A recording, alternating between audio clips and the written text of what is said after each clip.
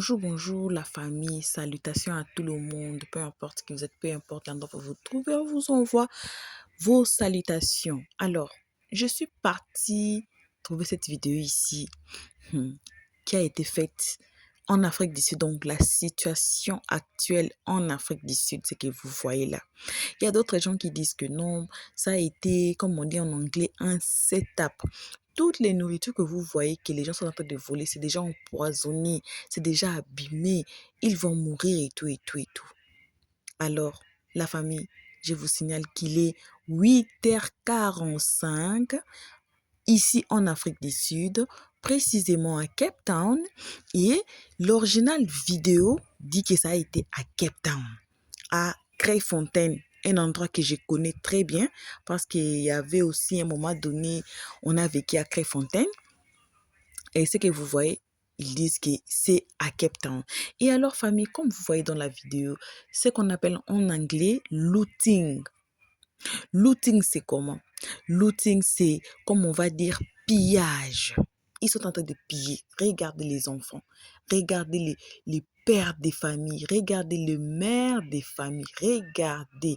Justement pour une bouteille de Coca-Cola. Justement pour un paquet de chips. Regardez ce qu'ils font. Regardez. Alors, pour ne pas dire comment, peut-être on va mettre le son de la vidéo. J'ai dit peut-être parce que nous avons eu des problèmes avec notre vidéo parce qu'on n'a pas pu publier cette vidéo. Pourquoi? Parce que on a reçu des signalisations à partir de la vidéo. La vidéo était concernant les, euh, les papas ou bien les hommes qui s'abusent des petites filles. Alors, nous avons voulu sensibiliser la population, nous avons voulu sensibiliser la toile pour ouvrir les yeux et aussi aux mères, aux mamans qui ont des enfants femmes, des enfants filles à ouvrir leurs yeux à leurs entourages parce que c'est trop, ça se passe beaucoup. Et pour les mamans là qui ont des enfants femelles, qui se sont remariées, il y a trop et trop de cas où le mari de leur maman couche avec les enfants que la maman a menés à la maison euh, dans le mariage. Et même il y a un cas précis dans la vidéo qu'on a jouée, dans la vidéo qui nous a donné des problèmes. Je ne sais pas si on va décider de publier cette vidéo justement pour sensibiliser ou quoi que ce soit. Sinon, la vidéo, c'est sur notre chaîne YouTube ici sur Buzz Info TV, ça reste. Donc, c'est seulement comme ça, on n'a pas pu publier ça parce qu'on a reçu des restrictions. Ou sinon, qu'est-ce qu'on va faire? On va pouvoir ajouter cette vidéo dans la liste de playlists. Comme ça, vous allez voir la vidéo, vous allez appuyer. Ou bien on va copier les liens de cette vidéo. On va laisser ça en bas de cette vidéo, donc dans les... On dit quoi, bio de cette vidéo, quoi. Et on va pouvoir mettre quoi, le lien, et si vous voulez regarder cette vidéo, vous allez regarder cette vidéo là-bas. Donc, on n'a pas pu mettre ça en public parce qu'on a reçu tellement de restrictions que on ne sait même pas si YouTube va pouvoir faire la promotion de cette vidéo pour sensibiliser des gens. Bon, on est dans le monde. Donc, voilà, famille, on rentre sur notre but du sujet d'aujourd'hui, cette vidéo d'aujourd'hui. Comme vous voyez devant vous, regardez très bien, vous allez voir les personnages de n'importe quel âge qui sont là. Vous allez voir le maman, deux papas, deux jeunes filles, deux jeunes garçons, deux petits enfants. Regardez, vous allez voir une petite fille, même un petit garçon qui était passé là, justement pour faire leur chemin, pour aller faire ce on a dit looting ou bien pillage.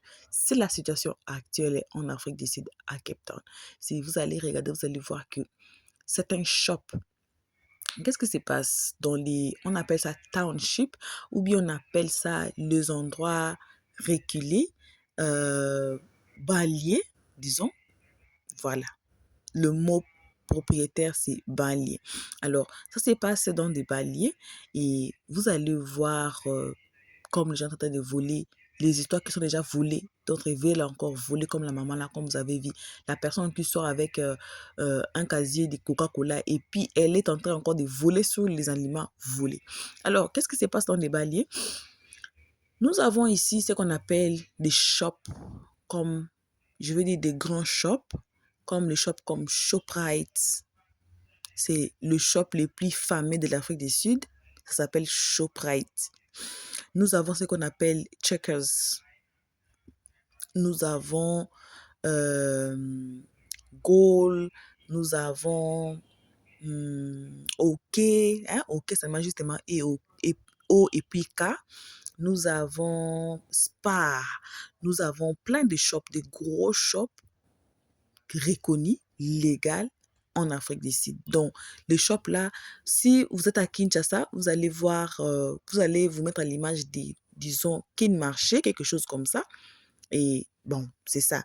Et ce sont des grandes shops. Et si vous êtes par exemple au Canada, vous êtes par exemple aux États-Unis, vous êtes par exemple ailleurs, vous allez voir des shops comme Walmart.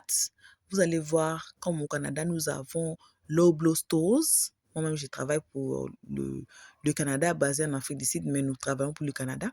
Alors, vous allez voir comme Loblaw Stores. Là, c'est au Canada. Vous allez voir les shops comme Maxi au Canada. Vous allez voir les shops comme... je vous donne nos shops qu'on travaille. Donc, nous, on travaille à partir de l'Afrique du Sud, mais on travaille, notre compagnie, c'est au Canada. Alors, je vous donne, ceux qui sont au Canada vont bien savoir les shops que j'en parle. Alors, vous allez voir Maxi, vous allez voir Loblaw Stores, vous allez voir... comme les shops des habits, vous allez voir Joe Fresh et vous allez voir, ici en Afrique du Sud, nous avons Woolworth qui est aussi aux États-Unis et un peu partout dans le monde. Woolworth comme le shop des habits. Vous allez voir aussi, nous ici, dans notre terme de travail, on appelle ça LCL Stores, donc LCL Banners. Donc, le shop des Canada là, on appelle LCL, donc Real Canadian Superstore, quelque chose comme ça. Donc, vous avez déjà l'idée. On continue. Alors, dans les banlieues, il y a seulement, il n'y a pas beaucoup de shops. Il y a ça là que vous voyez là, au Congo, on va appeler ça un peu comme quelque chose comme boutique. C'est des boutiques, mais ce ne sont pas des petites boutiques, ce sont des grandes boutiques. Ce ne sont pas des petites boutiques confinées là, non. Ce sont des grandes boutiques, vraiment larges boutiques. Alors, qu'est-ce qui se passe dans les banlieues? Il y a des shops normales, comme je viens de citer, Shoprite, Spar, il y a Spar, il y a Spar, Spar là c'est pour la nourriture. Il y a Spar, vous allez voir Checkers, vous allez voir YouSave, peut-être YouSave là c'est trop moins cher même, mais c'est parmi des grandes shops par rapport à ces shops que vous voyez qui sont en train de piller. Alors, qu'est-ce qui se passe? Dans les banlieues, il y a des boutiques, il y a des shops, des gros shops, mais souvent, c'est à distance. C'est à distance. Et souvent aussi, c'est dans de malls. Tellement que des banlieues sont tellement moins sécurisés, il n'y a pas moyen de construire des grands shops comme, disons, Checkers. D'abord, Checkers, dans les banlieues, ça n'existe pas. Ceux qui sont en Afrique du Sud peuvent en témoigner parce que Checkers, les grands shops là des gens de moyens, ça n'existe pas. Alors, le seul shop qui soutient un peu, qui tient ses pieds dans les banlieues, c'est seulement Shoprite. Et puis YouSave. YouSave, là, c'est l'extension des Shoprite. Donc, cela veut dire quoi? Gros boutique de Shoprite. On peut dire ça comme ça parce que YouSave, c'est pas gros comme Shoprite. C'est, disons, extension ou bien gros boutique. Mais ça sera un peu plus gros par rapport à ces boutiques que vous voyez et un peu sécurisé par rapport à ces boutiques que vous voyez dans la vidéo. C'est ce qui se passe. Donc, il y a de ces shops-là qui sont dans les banlieues, bien sûr. Comme je viens de citer Shoprite, c'est vraiment le plus fameux dans les banlieues. Donc, le plus fameux, c'est Shoprite. Et je vais vous dire quelque chose. Si vous êtes en Afrique du Sud, vous allez confirmer cela. Si vous voyez là où il y a Shoprite, c'est toujours dans des banlieues. Toujours dans des banlieues. Si vous allez dans des bons endroits, vous n'allez jamais trouver Shoprite. Jamais vous allez trouver Shoprite. Et les shops que vous allez trouver dans des bons endroits, vous n'allez jamais trouver ça dans des banlieues. Allez vérifier cela Le commentaire est là. Dites-nous dans les commentaires. Ceux qui vivent en Afrique du Sud, si vous avez moyen de vérifier, vous asseoir, vous allez toujours vérifier. Vous allez vérifier. Même s'il y aura des malls, que non, si vous allez, je vais vous donner un endroit que vous pouvez aller, ou bien si vous êtes à Cape Town, vous allez vérifier, parce que moi, depuis toute ma vie, je suis ici à Cape Town, je n'ai jamais bougé, aller vivre quelque part. Donc, ceux qui sont à Cape Town, si vous allez prendre, je donne un exemple de Delft Mall, parce que j'avais des amis là-bas, j'ai visité là-bas souvent. Si vous avez quelque chose comme Delft Mall, vous allez à Delft Mall, vous n'allez pas trouver Checkers. Vous n'allez pas trouver Checkers. Vous allez trouver Shoprite qui est là. Pourquoi? Parce que c'est un mall qui se trouve dans des banlieues. Alors, si vous allez, je vais vous donner un exemple à Tague Valley. À Tague Valley, j'ai travaillé aussi là-bas. J'ai vraiment passé mes 9 ans là-bas. Alors, si vous allez à Tague Valley, vous n'allez pas trouver Tague Valley Mall, vous n'allez pas trouver Shoprite dedans. Si vous allez à Cape Gate Mall, vous n'allez jamais trouver Shoprite là-bas. Donc, c'est comme ça en Afrique du Sud. Donc, justement, pour récapituler, on va dire que Shoprite, c'est le shop de pauvres en Afrique du Sud. Pourquoi? Parce que ça se trouve seulement dans les endroits pauvres, où les gens pauvres vivent. Donc, on revient sur la vidéo que vous voyez. Alors, comme Shoprite ne peut pas être créé dans toutes les quartiers, il y a peut-être 2, ou bien chaque quartier, il y a un Shoprite. Mais quartier, c'est trop gros. Ou bien commune, disons. Mais les communes ici, c'est beaucoup, c'est gros, l'air commune, vraiment, c'est gros. Alors, il y a ces boutiques-là, comme vous voyez dans la vidéo, des boutiques-là sont construites par plus surtout, donc on peut dire 90-95% par des Éthiopiens et puis des Somaliens, surtout des Somaliens. Surtout des Somaliens. C'est eux qui font ces business-là. Ils vont aller acheter les histoires dans des gros marchés, dans des gros shops. Ils ont aussi l'air, on appelle ça quoi? Cash and carry, quelque chose comme ça. Ils ont l'air cash and carries. Ils ont l'air gros shop là où ils partent acheter leurs histoires pour venir revendre à la population qui vit en banlieue. Alors, il y a quelque chose qui se passe dans leur shop comme exemple, à Shoprite, si vous allez trouver un paquet de sucre de 500 grammes. Peut-être, je vais donner un exemple à 10 rand, à 10 rand. Mais pendant que chez les Somaliens vont ouvrir le paquet là, le petit paquet là de 500 grammes qui coûte 10 rand. Ils vont ouvrir ça et ils vont vous mesurer et ils vont mettre ça dans un sachet blanc qui va peut-être coûter 2 rand. Vous allez voir le café. Et le café, je vous dis par expérience, parce que moi aussi, à un moment donné, nous sommes des humains, j'ai vécu dans ces endroits-là.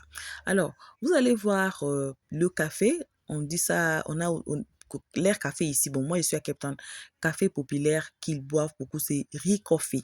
Alors, vous allez acheter une boîte de Ri Coffee. La toute petite boîte, là, ça peut même faire 15, 12, 16 rand, quelque chose comme ça. Mais le Somalien, lui, il va acheter le gros, peut-être la grosse boîte, et puis il va vous mesurer dans les sachets. Peut-être que ça va faire 1 rand. 1 rand. 1 rand. Et au lieu, parce que c'est les balais, non? Ils réfléchissent plus haut. Ils réfléchissent plus haut que Shoprite. Allez, dans les balais, vous savez tous, les gens n'ont pas toujours d'argent, les gens ne partent pas au travail. Ici, il y a beaucoup de gens des Sud-Africains qui vivent dans les banlieues, qui dépendent que des graines. Alors, graines, je vais vous expliquer c'est quoi. Graines, là, c'est les enfants, leurs enfants qui sont payés. Donc, à partir de 0, si votre enfant est né, jusqu'à 18 ans, leur gouvernement paye leurs enfants.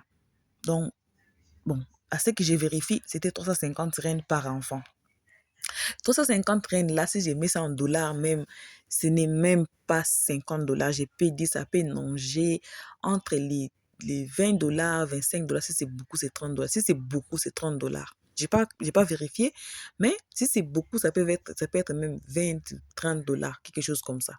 Alors, si une maman a 5 enfants, alors 25 dollars ou bien 30 dollars fois 5, elle préfère rester à la maison.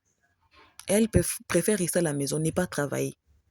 Alors, on revient encore sur cette histoire des looting que vous voyez dans la vidéo. Et les Somaliens là vont vous mesurer, ils vont vous mesurer le café à 1 rand.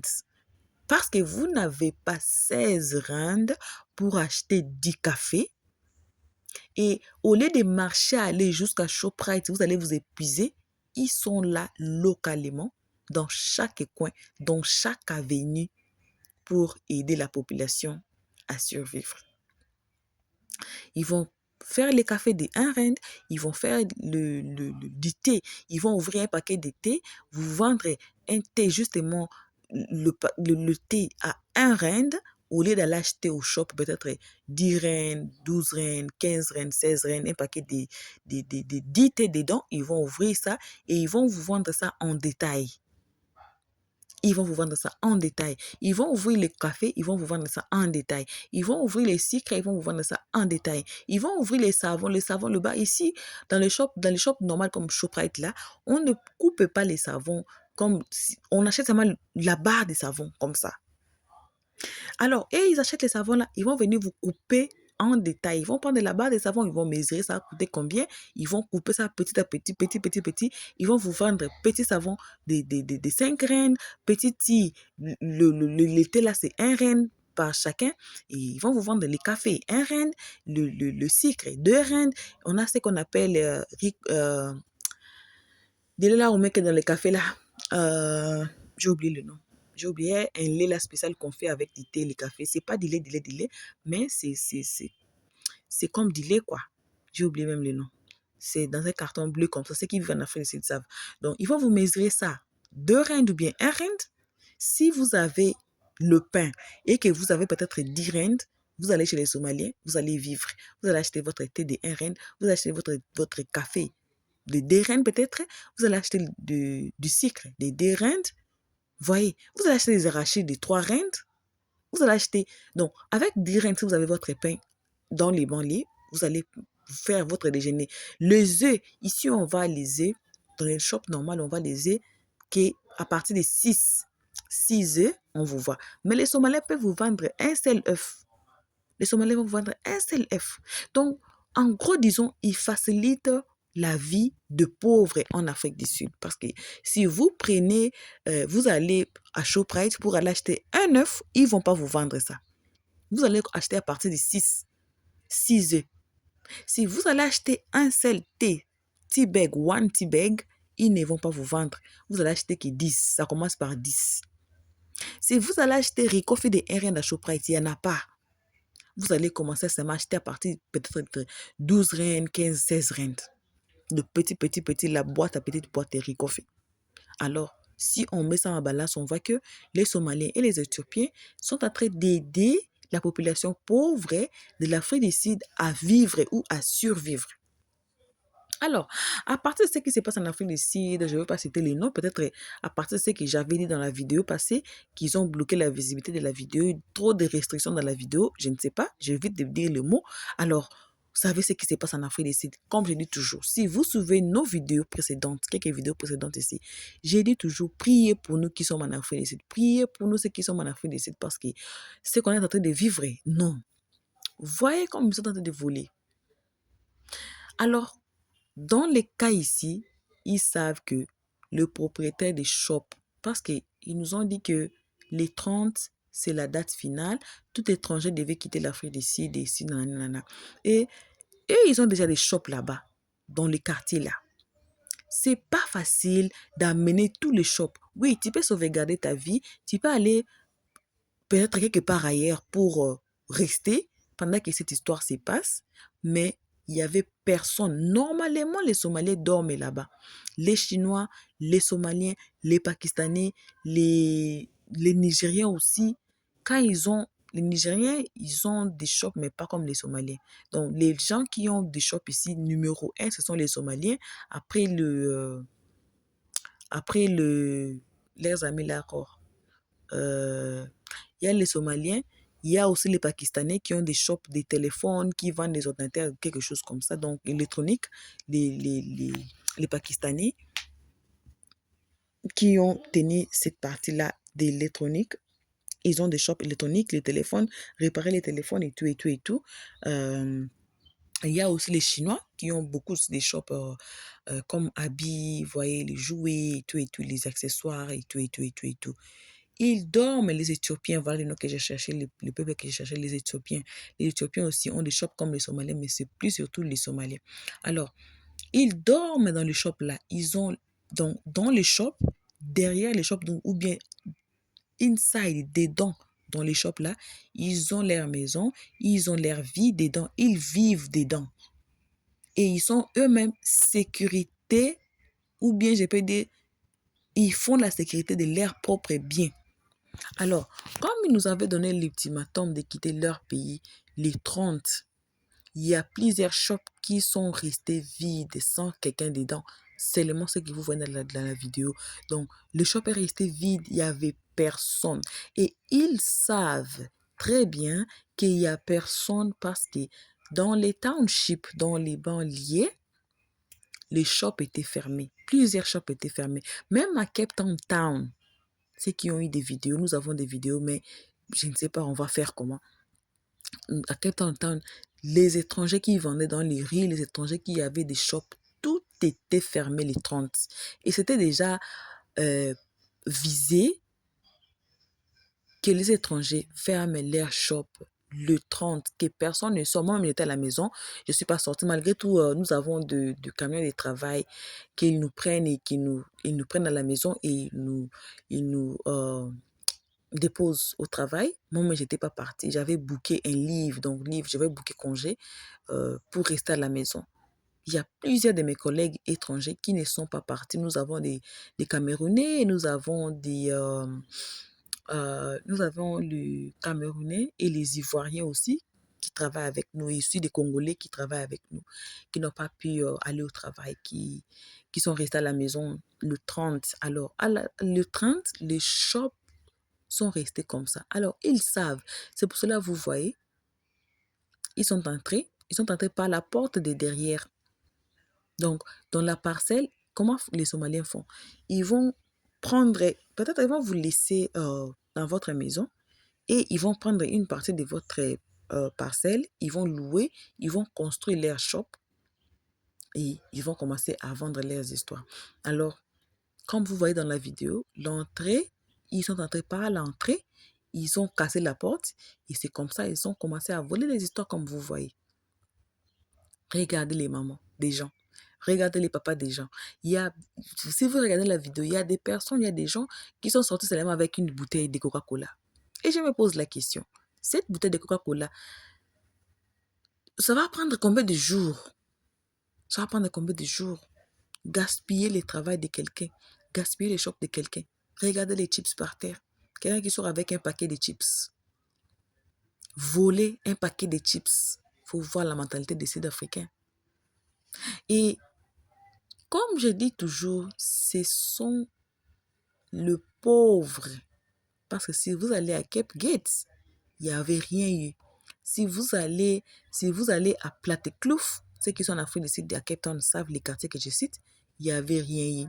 Si vous avez à Greenpoint, il n'y avait rien. Si vous avez à Winelands, il n'y avait eu rien. C'est seulement dans les balles. Regardez là où ils sont. Si vous voyez l'Afrique du Sud, oui, c'est joli. Hein? L'Afrique du Sud est très joli. Je ne vais pas vous mentir. C'est joli. Mais il y a ces quartiers, comme vous voyez là, des quartiers bizarres. Des quartiers de pauvres que vous n'allez même pas croire que c'est l'Afrique du Sud. Je ne sais pas. Ceux qui vivent en Afrique du Sud peuvent voir leur visage et peuvent confirmer que c'est l'Afrique du Sud. J'allais mettre le son, mais je ne sais pas si le son là va faire que la vidéo ait des restrictions comme notre vidéo passée. Je ne sais même pas. Alors, je vous laisse regarder la vidéo comme elle est. Ceux qui vivent en Afrique du Sud, ceux qui connaissent les Sud-Africains vont voir. C'est la situation actuelle en Afrique du Sud. Alors, ça fait peur. Ça fait peur. Vous savez pourquoi moi j'ai demandé congé les 30 et les premiers? Pourquoi? Pourquoi? Parce que ce sont les Sud-Africains qui nous amènent au travail. Ce sont de Noirs.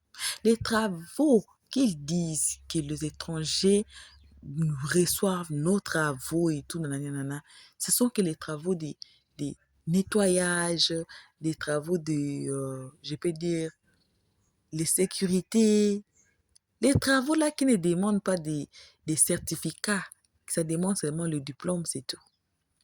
Parce que là où moi je travaille, je ne pensais pas, bon, je ne sais pas, je ne peux pas juger, mais aussi vous allez trouver parmi des gens, je ne sais pas comment mettre ça. Je ne sais pas comment mettre ça. Parce que cette haine, si vous voyez les gens qui sont en train de voler ces shops-là, ce ne sont pas les gens qui ont l'argent. Ce ne sont pas les gens qui travaillent.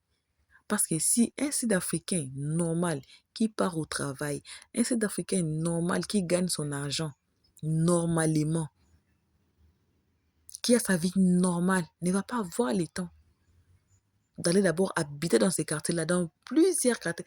Dans les quartiers-là, je vous dis encore une vérité. Si vous êtes en Afrique, essayez de vérifier.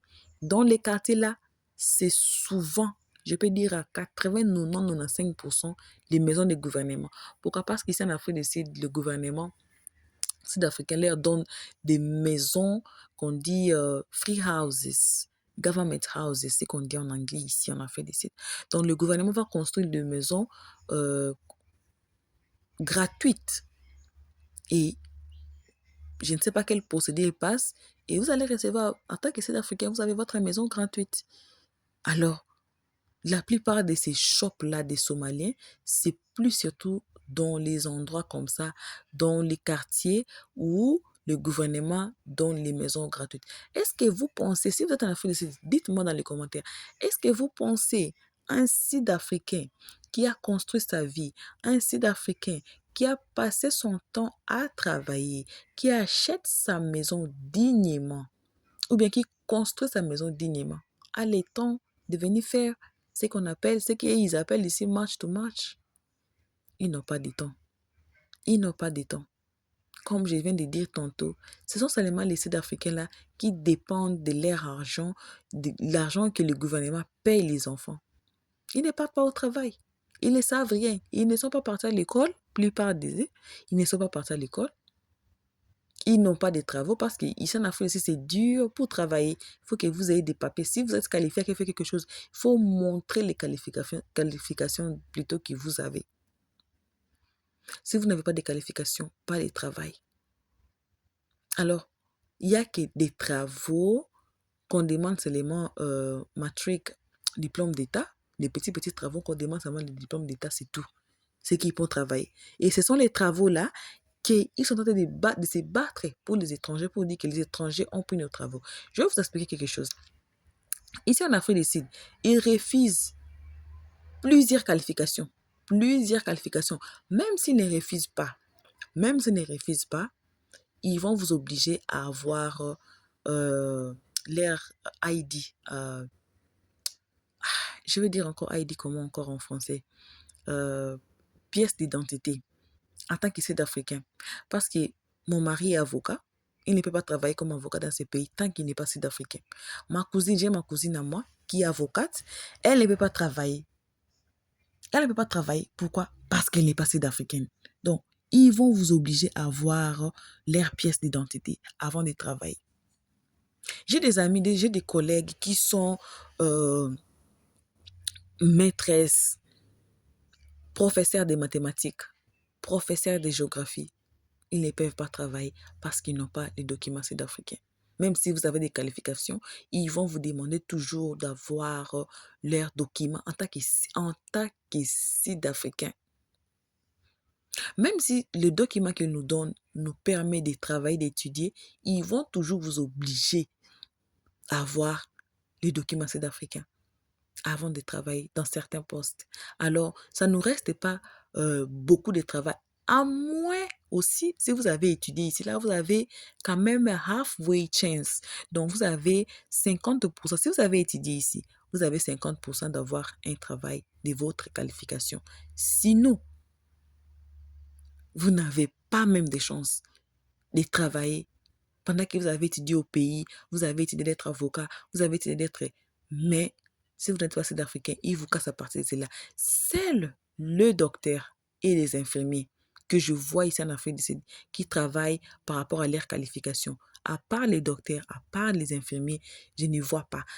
Aussi, on peut mettre un peu les handymen. Hein? Les handymen, ce sont les gens qui travaillent avec leurs mains. Hein? Je vais traduire ça terre à terre. Handymen, ce sont les constructeurs de maisons, les maçons, ce sont des gens qui travaillent dans des factories. Euh, Ce sont les gens-là un peu qui a de la chance et un peu de travail. Pourquoi? Parce que les Sud-Africains n'aiment pas étudier. Les Sud-Africains n'aiment pas travailler dur. Ils ont réussi leur maison gratuitement. Ils veulent aussi l'argent gratuit. Ils veulent que tout, ça soit gratuit. Alors, nous, en tant qu'étrangers, on bosse tellement dur parce qu'on doit tout payer. À partir de la maison, de l'eau, le courant, tout, on paye. Et dans les pays ici, on dit que nous sommes dans un pays des enfants parce que quand vous êtes enfant, vous n'allez pas dépendre de notre enfant. Vous allez faire de votre mieux pour vous supporter vous-même. Donc, c'est ce qu'on vit ici en Afrique du Sud. Alors, famille, en tout cas, comme je dis toujours, priez pour nous, ceux qui sont en Afrique du Sud. Priez pour nous. Nous voulons quitter ces pays ici. Oui, il y aura d'autres qui disent que non. Pourquoi vous ne rentrez pas au pays? Oui, bien sûr, on aimerait rentrer au pays. D'abord, pour commencer, si nos pays, si mon pays à moi était bien installé, était très bien, il y avait du boulot, il y avait tout était en place, je n'allais pas voyager. Je n'allais pas chercher de vie ailleurs. J'allais rester dans mon pays. Si je déplaçais, je laissais mon pays parce qu'il y a quelque chose qui ne va pas, parce que je veux une vie meilleure, parce que je veux un avenir meilleur pour mes enfants. C'est pas qu'on n'aime pas nos pays. Moi, j'aime très bien mon pays, mais on ne peut pas y rentrer. Nous sommes là, nous avons passé, moi je viens de passer presque la moitié de ma vie ici en Afrique du Sud. Dites-moi, même si vous me prenez, vous me déposez au pays, je ne sais même pas comment c'est là où partir, je ne sais même pas. Il y a des gens ici qui ont 20 ans ici, il y a de ces enfants qui sont nés ici, qui ne savent pas d'autres pays, qui sont nés ici. Ils vont rentrer comment? Alors, il y a de ces gens ici, nous sommes ici en Afrique du Sud, même s'ils vont rentrer, mais ils n'ont rien. Vous allez encore recommencer la vie à zéro. Non, on préfère peut-être aller d'autre part ailleurs. On préfère aller d'autre part ailleurs. Alors, dans les commentaires, et nous avons nos adresses courriels sur la bio de notre chaîne.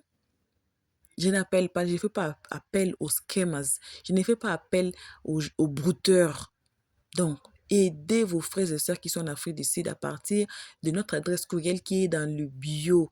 Si vous avez des coopérations, si vous avez des trous là où on peut aider nos frères et sœurs qui sont en Afrique du Sud de quitter l'Afrique du Sud, vous pouvez m'écrire dans l'un de mes adresses courriel qui est dans la bio. Sinon, vous allez aller sur notre première chaîne Helios 13, écrivez Helios 13, vous allez nous trouver là. Et puis, vous allez aller dans les bios là, vous allez voir les adresses courriels qui sont là. Vous pouvez nous écrire pour nous donner un peu les informations si vous en avez, des voyages ou dans le pays où vous êtes, si ça va bien, si vous avez des connexions. Vous pouvez nous contacter à partir de notre adresse courriel, l'une de nos adresses courriels qui est dans les bios pour aider nos frères et sœurs. En tout cas, merci à tout le monde qui ont suivi cette vidéo jusqu'ici. Merci, merci, merci.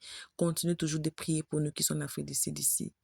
Et dans la vidéo, ils disent que chaque jeudi, ça sera March to March. Chaque jeudi, ils vont faire ça le jeudi. Tous les jeudis là, nous sommes en insécurité. En tout cas, vraiment, vraiment, nos frères et sœurs, si vous nous écoutez, partagez cette vidéo au maximum. En tout cas, aidez-nous qui sommes ici en Afrique du Sud. Aidez-nous. La chair ne dit rien. Il y a personne qui dit, même leur président. Parce que si c'était vraiment trop important là, il allait sortir dire que si je vois quelqu'un dans la rue pour demander des documents ou pour faire quoi que ce soit, que la personne soit arrêtée et mise à prison même pour 3 mois, si on va voir quelqu'un va sortir.